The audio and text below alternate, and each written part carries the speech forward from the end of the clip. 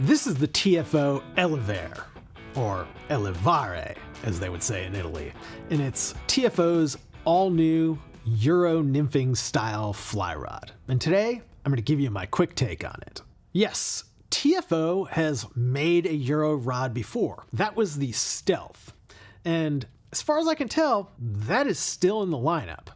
But they decided that Euro nymphing had become popular enough that it was time to add a higher end model. With that, they have introduced the all-new Elevare, or Elevare, or Elevator, or something like that.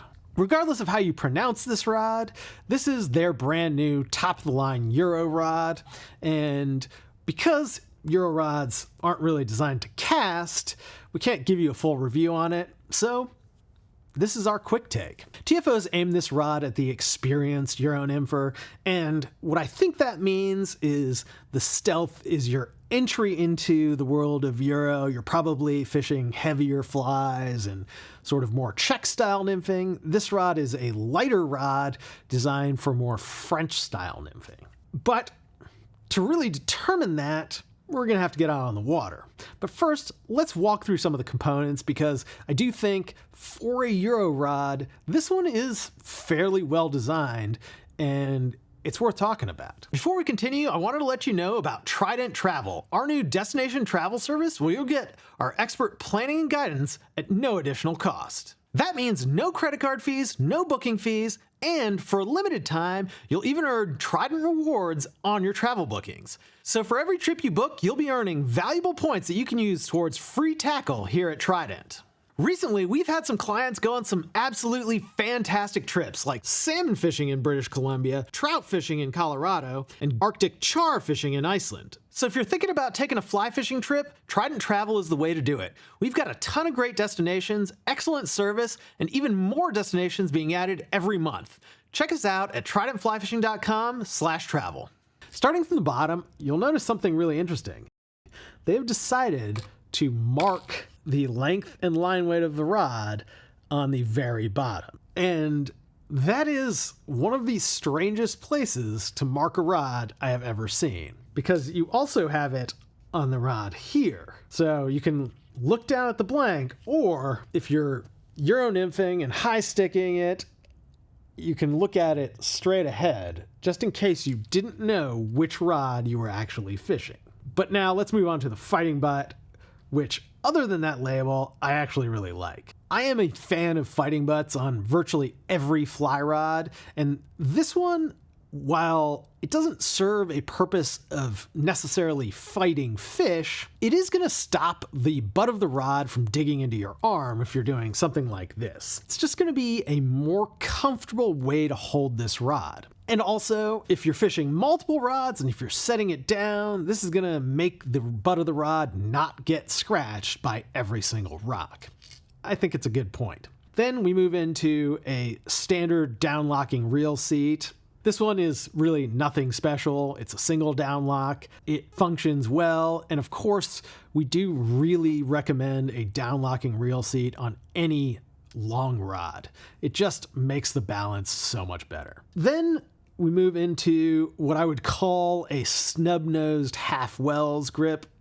It's kind of like a mini full wells, but definitely more narrow at the front end. Frankly, this is a lot like the Sage ESN, and probably for really, truly experienced Euro guys, you're going to prefer a standard half wells. Gives you the option of putting your index finger up on the rod, which gives you more sensitivity in my opinion.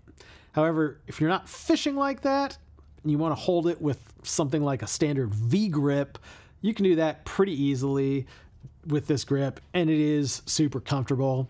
Snub nose half wells are definitely one of my favorite grips. I'm just not sure I really love it on Euro rods. Then as we move up, you've got a pretty standard gray blank here. Nothing special, nothing to write home about, but they have added recoil guides, which lowers the overall weight of this rod as well as the weight of the upper sections. And we've also got single foot guides, which if you watched our video on the TFO solution, they are what I wished I saw on that rod, but they do have them here.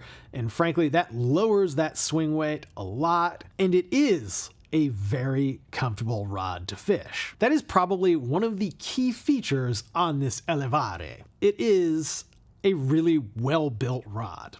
And when I think of Euro rods, I sort of think of them in a couple of different buckets.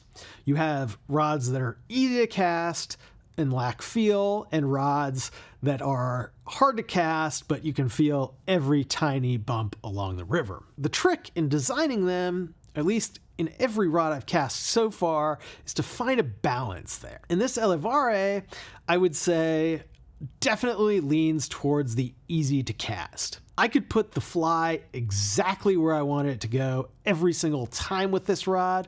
It is really a fun rod to fish. It's also very lightweight, like we talked about. It's built the right way for a Euro style rod, and it just fishes really well. Unfortunately, the downside of that is that it is not the most sensitive rod out there. I will admit that today was not the absolute best day to be testing sensitivity. The water was pretty high and I had to fish some really heavy flies. But even with those factors, this rod was quite damp.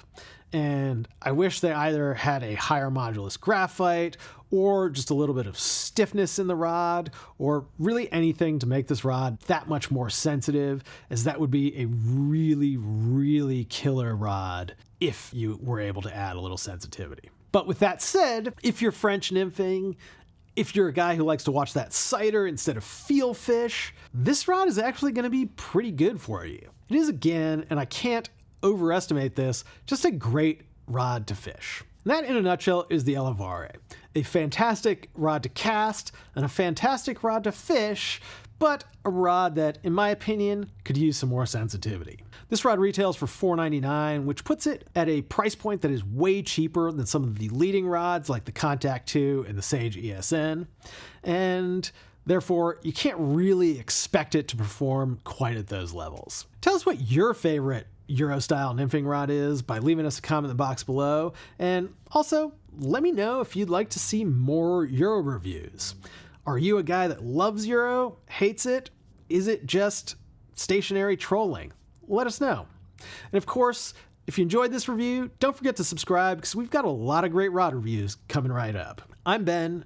Thanks for watching. We'll see you next time.